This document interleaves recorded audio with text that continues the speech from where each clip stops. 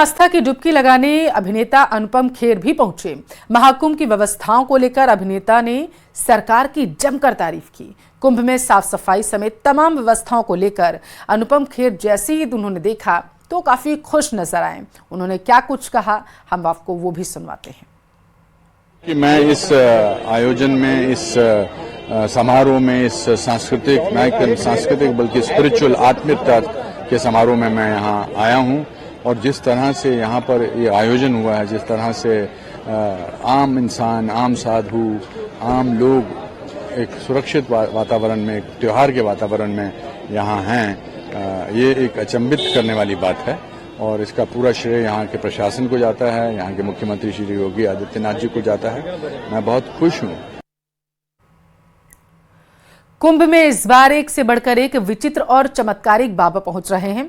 हम आपको ऐसे बाबाओं से मिलवाते हैं जिनका पूरा शरीर रुद्राक्ष की मालाओं से ढका हुआ है। 1.5 लाख रुद्राक्ष शरीर पर लपेटे जूना अखाड़े के रुद्राक्ष वाले बाबा से मिलने दूर दूर से लोग आ रहे हैं। संतों का श्रृंगार होता है भस्म और रुद्राक्ष और इसी से सुसज्जित एक संत हमारे साथ है। कहाँ से आए बाबा? मेरा नाम महंत वशिष्ठ गिरी रुद्राक्ष वाले बाबा जी है और गुरु जी का नाम थानापति घनानंद गिरी जी महाराज है और हमारे दादा गुरु जी के नाम सभापति प्रेम गिरी जी महाराज है। हम जूना अखाड़े से रहने वाले हैं और आए हैं हम उत्तराखंड से।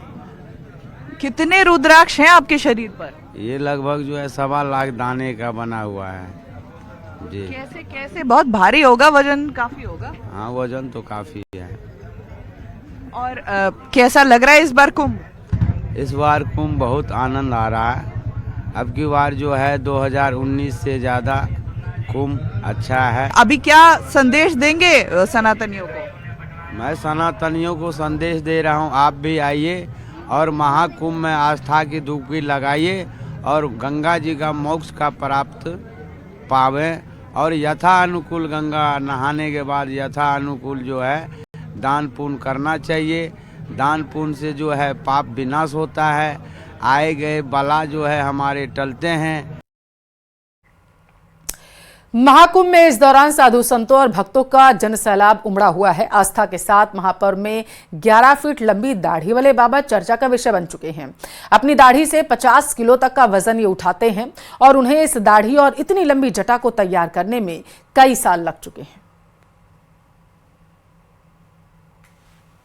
ये तस्वीरें अद्भुत है, ये महिमा निराली है, ये कुंभ की आभा है, ये कुंभ की महिमा है और कुंभ की आभा, कुंभ की महिमा बताने के लिए काफी है कि कैसे कैसे महात्मा यहाँ पर आए हुए हैं। क्या नाम हुआ महाराज जी आपका?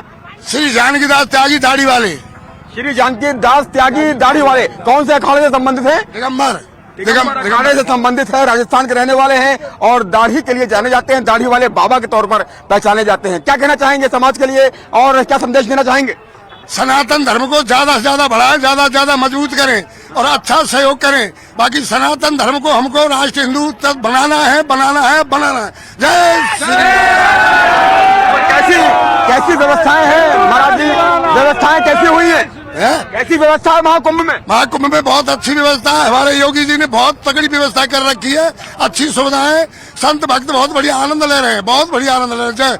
जय श्री राम। महाकुंभ प्रयागराज में देश विदेश से आने वाले श्रद्धालुओं के खाने पीने के लिए इंटरनेशनल स्तर की व्यवस्थाएं की गई।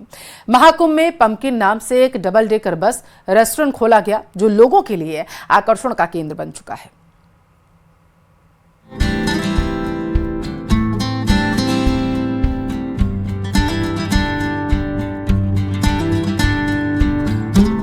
महाकुंभ मेले में आस्था के अलग अलग रंग लगातार देखने को मिल रहे हैं। महाकुंभ में एक डबल डेकर बस लोगों के लिए आकर्षण का केंद्र बनी हुई है। हालांकि ये डबल डेकर बस लोगों के आवागमन के लिए नहीं लगाई गई, बल्कि ये डबल डेकर बस लोगों के खान पान के लिए लाई गई है। महाकुंभ मेले के सेक्टर 1 में बनाए गए मीडिया सेंटर पर डबल डेकर बस में रेस्टोरेंट की शुरुआत की गई। दावा किया जा रहा है कि ये यूपी का पहला डबल डेकर बस रेस्टोरेंट है। महाकुंभ मेले में एक डबल डेकर बस आई है जो कि चलने के लिए नहीं बल्कि खान पान के लिए है और पंपकिन ब्रांड की ये बस आप देख सकते हैं कि किस तरह से अत्याधुनिक सुविधाओं से लैस है। इसमें काफी लोगों के बैठने की व्यवस्था है, खासतौर पर इसमें एसी भी है, फैन भी है और सीसीटीवी कैमरास भी इसमें लगे हैं, जो आपको एक अलग अनुभव देता है। और इसके ग्राउंड फ्लोर पर आप देख सकते हैं कि यहाँ पर किचन भी है और जहां से यहाँ पर जो भी यहाँ पर तैयार होगा फूड आइटम वो यहाँ पर सर्व किया जाएगा। और ये अपने आप में यूपी का पहला डबल डेकर बस रेस्टोरेंट है, यानी कि ये डबल डेकर बस जो है वो फूड कोर्ट के रूप में इस्तेमाल की जाएगी। महाकुंभ में श्रद्धालुओं के खाने पीने को ध्यान में रखते हुए डबल डेकर बस में वेजिटेरियन फूड सर्व किया जा रहा है, जिसमें दावा है कि श्रद्धालुओं को सही कीमत पर शुद्ध और शाकाहारी खाने परोसे जाएंगे।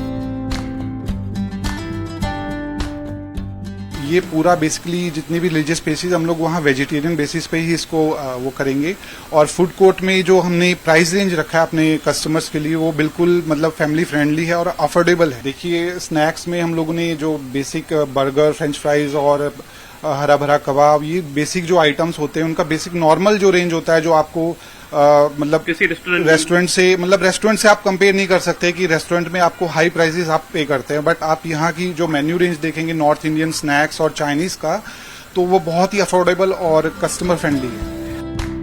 इस दौरान डबल डेकर बस रेस्टोरेंट के खाने का लुत्फ उठा रहे लोगों ने महाकुंभ में इस तरह के कॉन्सेप्ट की बड़ाई की और कहा कि उन्होंने कभी नहीं सोचा था कि महाकुंभ में बाहर से आने वाले श्रद्धालुओं के लिए भी खाने की ऐसी व्यवस्था की जाएगी। ये फूड कोर्ट यहाँ पर खुला है और पहली बार डबल डेकर बस में, तो किस तरह का एक्सपीरियंस है? आप तो हमें लगता है कि चाय पी रहे हैं, क्या पी रहे हैं? चाय नहीं, ये हॉट एंड सार सूप है। अच्छा, हॉट एंड सार सूप है और इन्होंने इसमें नींबू डाला है। अच्छा, लोग और कुछ चीजें जानते हैं लेकिन इन्होंने नेचुरल नींबू डाला है। कैसा टेस्ट है इसका? बहुत अच्छा टेस्ट है। और इनका चिली गार्लिक नूडल जो है वो भी मैंने टेस्ट किया, वो भी काफी अच्छा है। मतलब गार्लिक है, ठंड में भी फायदेमंद, मजेदार है। और साथ में इनका कढ़ाई पनीर भी मैंने टेस्ट किया, वो भी बहुत अच्छा है। पनीर जनरली बाहर का पनीर लोग डरते रहते हैं खाने से, लेकिन ये पनीर इनका बिल्कुल नेचुरल है और बहुत बढ़िया से इन्होंने प्रिजर्व करके रखा। क्या कहेंगे आप इसको कि ये एक अच्छा कैसा एक्सपीरियंस है? बहुत बढ़िया। एक तो थीम है और शेफ भी बहुत अच्छा मुझे लग रहा है, क्योंकि जो खाना जो प्रिपरेशन अभी तक खाया हमने सब कुछ बहुत अच्छा लगा मुझे। कुल मिलाकर देखा जाए तो महाकुंभ में हर दिन नए रंग देखने को मिल रहे हैं। योगी सरकार की ओर से देश के साथ साथ विदेश से आ रहे श्रद्धालुओं को देखते हुए महाकुंभ में आने से लेकर यहाँ रुकना और खाना खाने के लिए अच्छी व्यवस्थाएं कर रही है। खास बात यह है कि ये पहली बार यूपी में इंट्रोड्यूस की गई है और इसकी प्राइस जो है वो भी ज्यादा नहीं है, यानी कि इसकी प्राइस भी जो है वो आपके जेब को ढीली नहीं करेगी। और यहाँ अगर आप महाकुंभ में आते हैं तो आपको एक अलग तरह का अनुभव होगा, अलग तरह का टेस्ट होगा, जैसा कि यहाँ खाने वाले लोग भी बता रहे हैं। कैमरा पर्सन हरीश साथ, सर्वेश दुबे, न्यूज 18 प्रयागराज। तो प्रयागराज महाकुंभ से हर दिन आस्था के नए रंग देखने को मिले हैं और इस बार त्रिवेणी संगम पर 7 समुद्र पार से आए साइबेरियन पक्षी भी महाकुंभ के सुंदर दृश्य में 4 चांद लगा चुके हैं। इसी पर देखिए हमारी ये स्पेशल रिपोर्ट।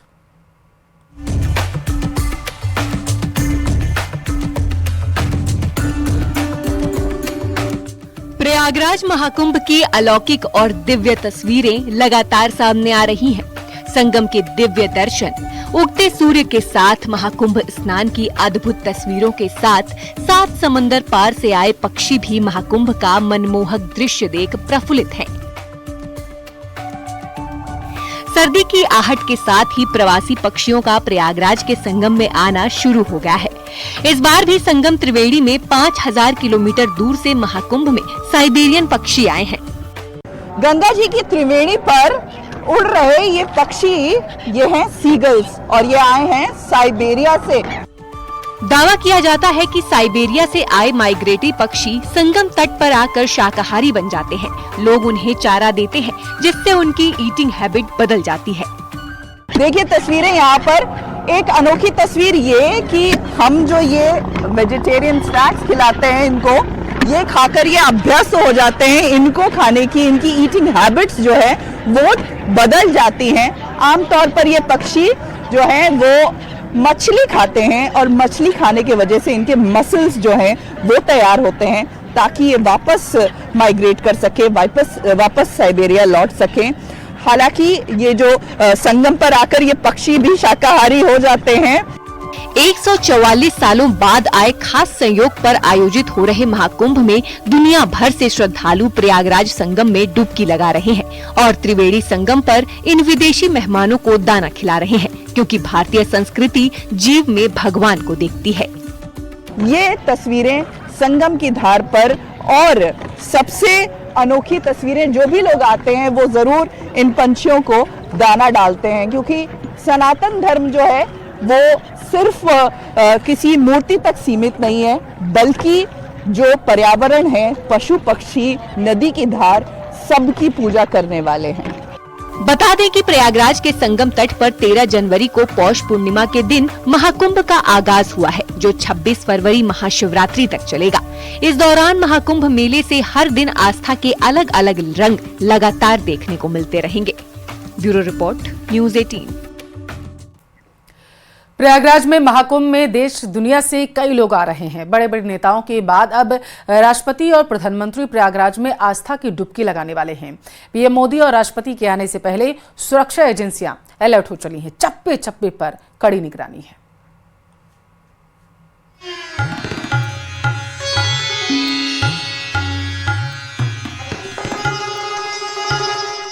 महाकुंभ में देश दुनिया से कई लोग पहुंच रहे हैं। बड़े बड़े नेताओं के बाद अब देश के प्रधानमंत्री नरेंद्र मोदी भी प्रयागराज में आस्था की डुबकी लगाने वाले हैं। उनके साथ ही राष्ट्रपति द्रौपदी मुर्मू, गृह मंत्री अमित शाह भी आस्था के महासमागम में पहुंचेंगे। सभी के कुंभ मेले में आने का शेड्यूल सामने आ गया है। सूत्रों के मुताबिक राष्ट्रपति द्रौपदी मुर्मू 10 फरवरी को महाकुंभ जाएंगी। उपराष्ट्रपति जगदीप धनखड़ 1 फरवरी को महाकुंभ जाएंगे। पीएम मोदी 5 फरवरी को महाकुंभ में संगम में स्नान करेंगे। अमित शाह 27 जनवरी को महाकुंभ में जाएंगे। इसी संगम क्षेत्र में आगामी 27 जनवरी को गृह मंत्री अमित शाह पहुंचेंगे और गंगा यमुना अदृश्य सरस्वती के पावन संगम में डुबकी लगाएंगे। आगामी 5 फरवरी को प्रधानमंत्री नरेंद्र मोदी यहां पहुंचेंगे और त्रिवेणी में डुबकी लगाएंगे। आगामी 10 फरवरी को राष्ट्रपति द्रौपदी मुर्मू यहां पहुंचेंगी और संगम में आस्था की डुबकी लगाएंगी।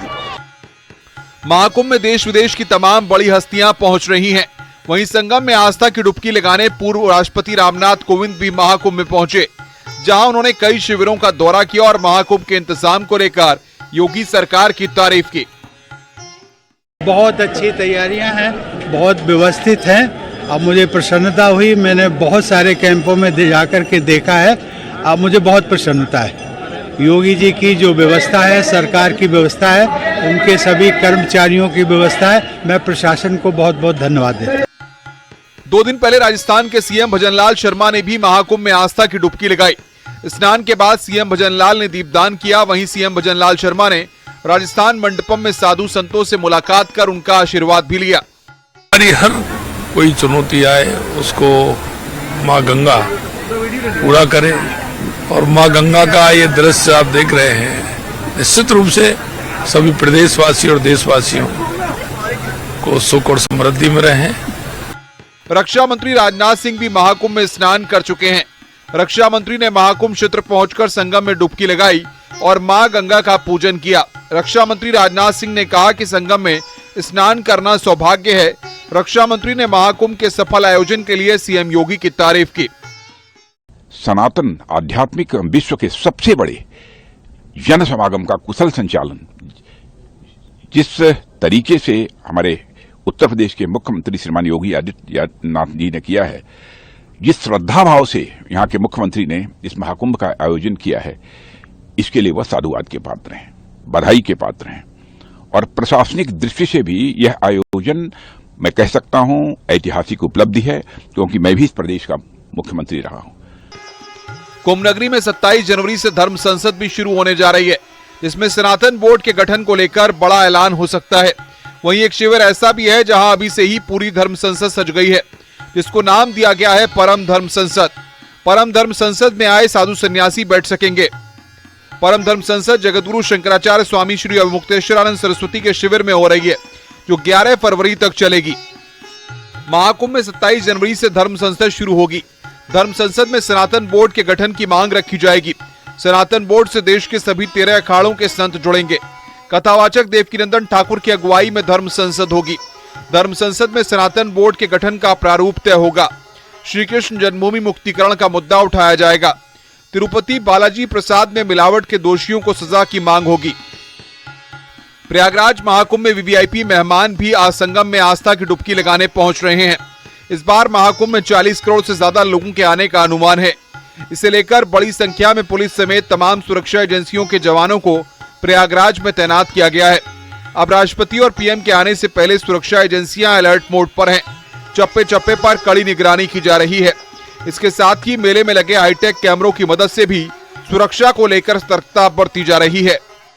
कि आस्था की त्रिवेणी में डुबकी लगाने के लिए हर व्यक्ति लालायित है। क्या राजनेता, क्या अभिनेता, क्या आम व्यक्ति, सभी संगम में डुबकी लगाकर पुण्य लाभ प्राप्त कर रहे हैं। आने वाले दिनों में संगम क्षेत्र में राजनेताओं का भी कुंभ होने वाला है। कैमरा पर्सन सोनू मंडल के साथ उमेश श्रीवास्तव, न्यूज 18, महाकुंभ नगर क्षेत्र, प्रयागराज।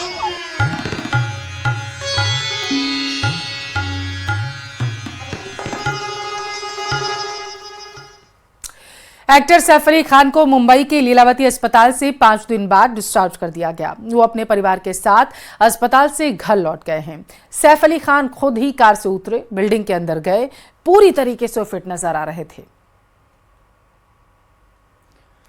और इस दौरान 5 दिन पहले रात के करीब 2:30 बजे उन पर चाकू से हमला किया गया। सैफ के शरीर में 6 जगहों पर गंभीर चोटें आई थी। इसके बाद वो एक ऑटो के जरिए लीलावती अस्पताल पहुंचे थे। वहां उनकी सर्जरी की गई थी।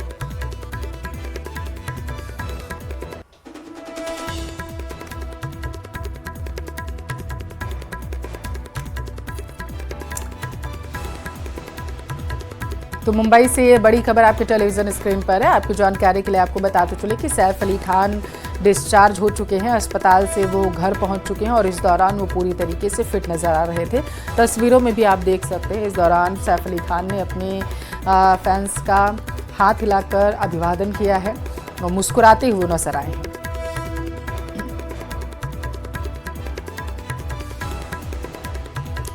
सैफ अली खान पर हुए हमले से जुड़ी बड़ी खबर आपको देंगे। पुलिस ने सैफ के घर पर दोबारा से क्राइम सीन को रिक्रिएट किया है। पुलिस ने आरोपी शरीफुल इस्लाम शहजाद के साथ क्राइम रिक्रिएट किया है। उसके बाद पुलिस की टीम आरोपी को लेकर सैफ के घर से निकल गई थी। मंगलवार को भी पुलिस ने सैफ अली के घर जाकर के सीन को रिक्रिएट किया।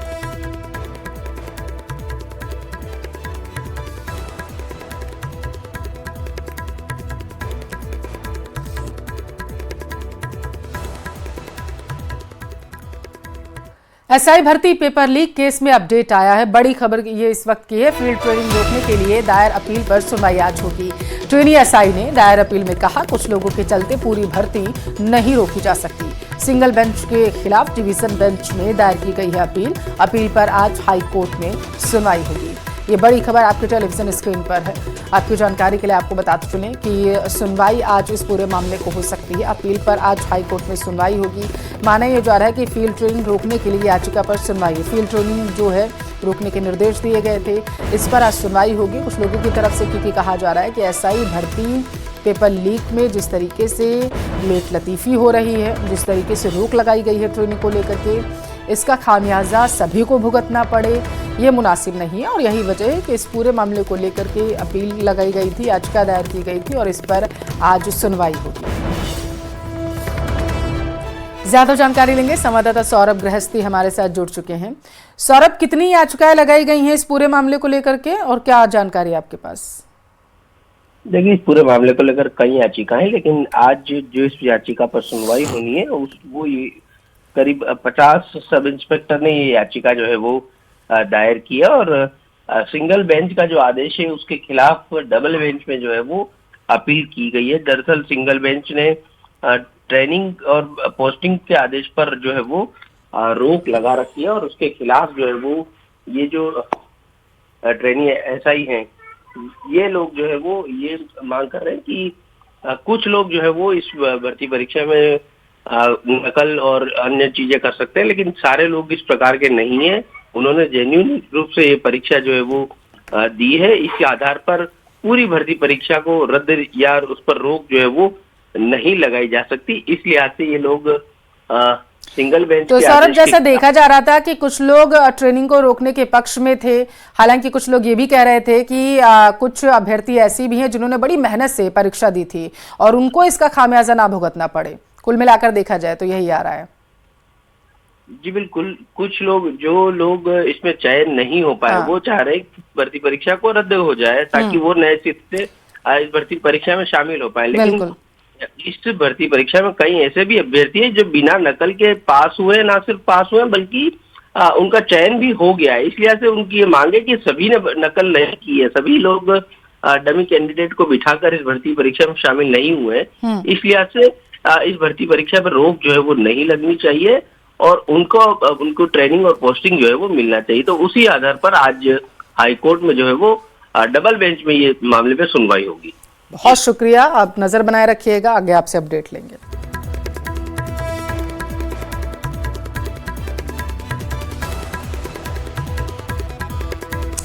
ऑपरेशन सर्द हवा जो है उसको लेकर के जानकारी आपको देंगे। जैसलमेर से इस वक्त की बड़ी खबर है, आज से भारत पाक सीमा पर बीएसएफ का हाई अलर्ट देखने को मिलेगा।